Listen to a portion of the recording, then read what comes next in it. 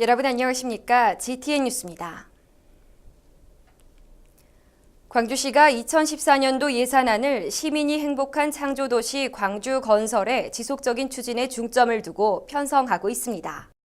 그동안 광주시는 예산 편성에 앞서 시민참여예산위원회 개최, 온라인 설문조사, 시민과의 대화, 자치구 순방 등을 통해 다양한 의견을 수렴해왔습니다. 이에 따라 광주시는 2014년도 예산을 성공적인 2015 광주 유대회 개최, 사회적 약자 지원, 일자리 창출 등 서민 경제 활성화를 유도할 수 있는 사업에 집중 투자할 계획입니다. 광주시는 2014년도 재정 여건의 자체 수입 증가는 미미한 반면 국고 보조금은 대폭 증가할 것으로 전망했습니다. 한편 광주시는 시민참여예산제 분과위원회의 의견을 수렴하고 내년도 업무보고회 등을 거쳐 2014년도 예산안을 편성한 후 오는 11월 11일까지 의회에 제출할 계획입니다. 광주시와 5개 자치구는 오는 10월 31일까지 특별 단속반을 편성해 불법 사금융 집중 단속을 실시합니다. 이번 불법 사금융 단속은 이자 제한법을 위반한 미등록 사채업자와 대부업법을 위반한 불법 고금리 대부 행위, 폭행, 협박, 심야 방문 전화 등 불법 채권 추심 행위 등에 대해 집중적으로 이루어집니다.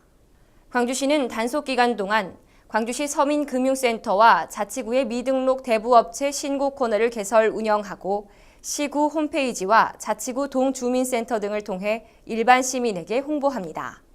또한 광주시와 자치구에 6개 반 18명의 단속반을 편성해 운영하고 경찰, 금융감독원 등과 협조해 위반업소의 과태료 행정조치 등 강력한 처벌도 병행할 계획입니다.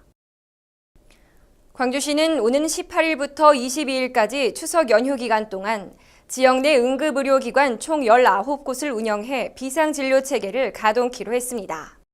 광주시가 지정 운영하는 응급의료기관은 광산구에 위치한 첨단종합병원, 하남성심병원 등 지역 응급의료센터 2곳과 한국병원, 현대병원, 보훈병원 등 지역 응급의료기관 17곳으로 총 19곳입니다.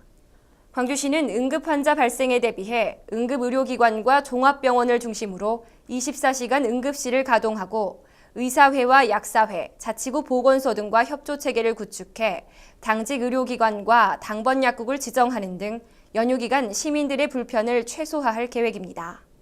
또한 광주시는 비상진료의료기관과 약국 명단을 시 홈페이지에 게재하고 전화 119에서 안내받을 수 있도록 사전 준비를 철저히 해 응급진료 비상근무에 만전을 기할 계획입니다. 다음은 GTN 단신입니다. 광주시가 제3회 광주시 생활 속 인권 개선 아이디어 공모전을 실시합니다. 인권이 꼽히는 생활문화를 확산시키고 광주 인권 헌장에 대한 전국적 관심과 실천 의지를 고취하기 위해 마련된 이번 공모전은 전 국민 누구나 응모할 수 있습니다. 일상생활에서 인권을 증진할 수 있는 실현 가능한 아이디어로 오는 9월 30일까지 제안서를 작성한 후 시 인권 담당관실을 직접 방문하거나 우편 접수하면 됩니다.